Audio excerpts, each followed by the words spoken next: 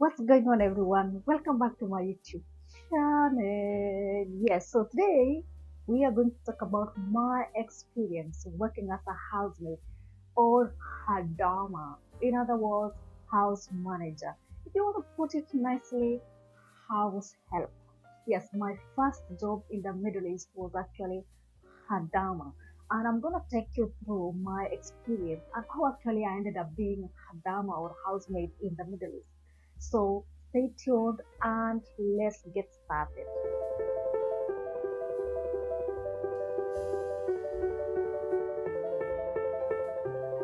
So how did I even ended up getting the job in the Middle East? So first of all, there is this friend of mine who had traveled to one of these Middle East countries and she was back in the country. So she asked me if I wanted to travel and I was like, oh yes, who doesn't want to travel? Of course. So if you have not watched my video on the things that I wish I knew before I travel abroad, I mentioned something about naivety. I was so naive. Remember, I was born, raised, and brought up in the village, and at this time, when my friend came, I was introducing myself to the city life. I had just started city life, so I was so green. And when she took me to the agency, I didn't even care about anything else. I was just told I will be flight outside the country within 1 or so months. So I didn't have a passport. They asked me to prepare my passport. Of course, I went there, and I think within 4 days, I had my passport and I took it there. And within that month, like within 1.5 months, I was already traveling. So that's how I found myself traveling abroad. Let's talk about the contract. Yes, the only thing I saw in the contract was the salary I was going to be paid and the job description. Oh my God, it was just cleaning, doing laundry, and taking care of the kids. I mean, who doesn't know how to do those things? In the back of my mind, I've been doing all these things all along. So it's just something very simple. With the amount of salary, yes, I signed that contract very fast. I didn't read any other part of the contract. The only thing I was told was that I will be there for 2 years. Yes. So I was like, okay, this amount of money in 2 years I will be doing this and this and this. This amount of money I will save this, I will save this, I will do this, A, B, C, D. I was just calculating this salary times 2 years. I mean, yeah. So that is how naive I was. Expectations versus reality. So, housemaid procedure is that there are two agencies. There is an agency from Kenya and then there is an agency in Dubai. So, the agency in Dubai will come and pick you from the airport to their office. This is now where the employer or your new boss will come and pick you from. So, that is the procedure. That is how my procedure went. I don't know any other person, but I think that is the procedure overall. So I am seated in the office waiting for my employer to come, just relaxing, zipping my Arabic coffee. It was bitter, but you know what? I couldn't say no because this is now a new culture. I'm starting to experience things. And you know what? When you're traveling abroad, you try to look your best. I did my nails, my hair was slick, and then I had my best outfit. My suitcase was full. Nobody even told me that I don't need to carry clothes because I will not wear them. So my suitcase is full. I am looking the best. Of course, I had the best phone. Of course, I had to buy another phone, for me to be able to take photos and show people from the village or from my city that I am abroad, that kind of stuff. Shock on me. So my Arabic boss came and she was very nice. We went to the office, we talked, we were laughing, that kind of stuff. And then we signed the contract again. There is another contract there. And then from there, now what shocked me is that my new boss now said that I need to give my phone to her because I'm not allowed to use the phone.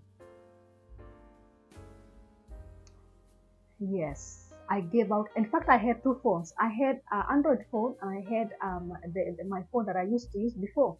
So I had to give her all my phones. Another thing that really shocked me is that my nails that I did with my money back home in Kenya, I was asked that this one needs to be removed. Not at that time, but I will remove once I reach home.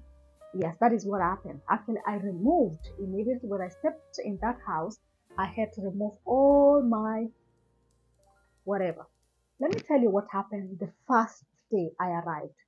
I travel throughout the night. And now this is the next day, midday, where that is when I was picked from the office. I expected to arrive there, take shower, eat something, and take a nap before I start my work. That is normal process. That is how a normal person, a normal employer would do. And that is even what we would do back in my country. There is no heartless person that will allow you to travel all the way through the night and then reach there and start working. That's abnormal. Like, seriously? It was shock on me. Reality hit me that time. I was asked to shower, went to the kitchen. I was given actually my uniform. Those are the clothes that you're given when you're working as a housemaid, and these are the clothes you'll be wearing throughout your entire stay there. You are not allowed to wear your own clothes. That is, it differs from one person to another or from one employer to another. So you change and then, oh, okay, so I changed and then went to the kitchen. The kitchen was full of dishes, like it had not been washed. I don't know how many days, probably maybe 2, 3, or 4 days. So that's where I started working. I have not eaten anything. I have not slept. But you know what? I worked. So after I finished cleaning, it took almost like 2 hours. Can you imagine you're starting working, you start work in a new place.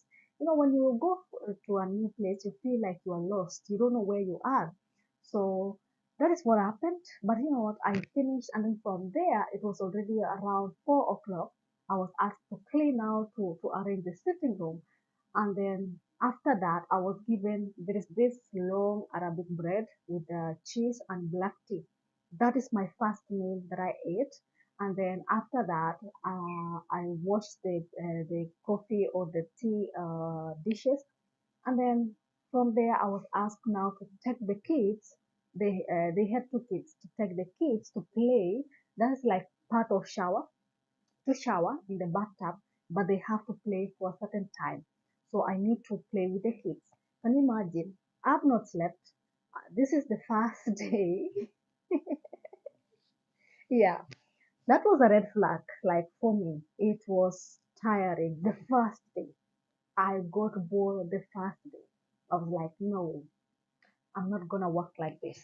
Yeah, that time I was like, when am I going to sleep? What time am I going to sleep? It's already 8 o'clock. So, and the kids, they play, they do whatever they want to do. And my boss is standing there to see what I'm doing and also teaching me on things that I need to do while playing with the kids during shower time. Yes. So after that, now it's around 10 o'clock. We are not sleeping yet because in my country, we eat around 7, 8, 9, 10, latest 10 o'clock or maybe 11 o'clock. And from there is nothing else. We just relax and then go to sleep. Believe you me, we stayed there. I was just seated in the kitchen because I'm not allowed to sit with them. So I'm seated in the kitchen. I have to wait for them until they sleep, remove the dishes or the coffee mugs or whatever, wash them, make the kitchen clean before I sleep. That is what I was told. So I am seated in the kitchen. I don't have any phone. I am in a new place. I cannot talk to anyone. So I'm just in a hole. So what happened is at around 12 o'clock, that is now the time they said, okay, now you can go and sleep, but you have to wake up at this, it was around, I think 7 o'clock or 6 o'clock. So I slept at 12 and I woke up at 6 o'clock. So now this is the second day. Remember last night I ate only bread and black tea, and now it's already 11 o'clock. I've not eaten anything. So, and I've already started working from 7 o'clock. I've already worked and my energy is no longer there. So when my boss came, she asked me to eat the same bread with the cheese, and that is my breakfast. And because most of the Arabic or Middle Eastern people, they eat only one meal in a day, and that is like heavy, heavy meal. The rest is just snacking and all that kind of stuff. I don't know if it is all the family, but the houses I worked, they do the same. So in the morning they wake up, they just take tea and some toast or something like that, just light, and then they will now prepare heavy lunch, and that is how they do. So and then lunchtime I have to prepare everything, cut the onions, cut the tomato, cut things, prepare, wash the chicken, wash the rice, and then now my boss will come and cook because I didn't know how to cook the Arabic food by that time. Oh my goodness, it was so tiring. I couldn't continue. Like by the time I slept that the second day, by the time I slept the second day, I was really done. Like I was done. I had already decided that I will not continue working. I better go back home. That is my decision. Yes. So the third day, this is now where I decided it's done. So what happened is I woke up in the morning, did my normal routine, and you know what? You cannot eat. The cameras are just everywhere. So at 11 o'clock, I was asked, to eat my breakfast. My breakfast is just, I think it was 20 minutes. And the same thing, the bread, the long bread with black tea. And it's only one bread. And it's like, I don't know, like that size, like here. So I ate, I finished. So after finishing, I've not even finished ironing because I was doing iron. I was asked now we will go to the mall. So for them, they woke up, they shower, they change into new outfits or the nice outfits. And then for me, when they are about to leave, that is when they ask me, "Oh, come, we are going out." I'm like, "Okay, I need to change." No, we will just go like that. I'm like, "Oh, really?" Just okay, when I woke up in the morning, first thing I have to shower. So already I had showered, but already I was sweating from the work. I was working, of course. So they asked me that we are going to the mall, and I'm like, I need to change. And I'm like, no, it's okay, no problem. You're going like that. I'm like, no, I'm not going like this. And that is now where my boss, my madam, now started shouting like, I should not object whatever she has said. If she said you're going, you're going. If she said I'm not changing, I'm not changing. And I told her, no, I have to change. If I'm not changing, I'm not going. Long story short, I didn't go. They didn't go as well because she started shouting. I had never seen someone shouting that much. She shouted that I have to listen to her, I have to obey. Otherwise, her husband, who was police officer, will come and beat me. And I told her I want to go back to the office. I don't want to work anymore. I'm not even to the office. I want to go back home. I don't have a phone. I cannot call anyone.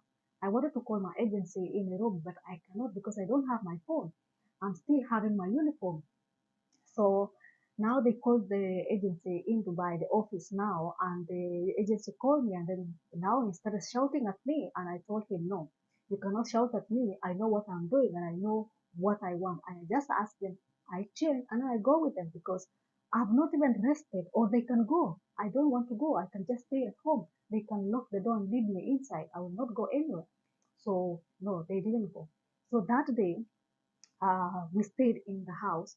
There is something I normally tell people. Housemaid work is really difficult. I mean, any other work is difficult, but working in the house really needs someone who is really able to persevere and who is really able to talk for herself because it's not easy. If you just keep quiet, you're not eating, you're not sleeping well, nobody will care about you.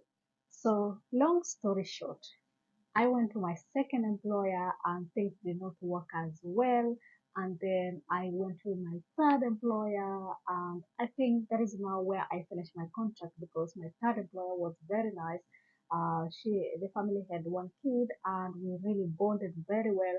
And by this time, I think I knew what I really wanted because when I went back to the office from my second employer, I I had my own terms and conditions. Like I don't want anywhere where there's kids. I don't want where I will cook because those things really made me so tired.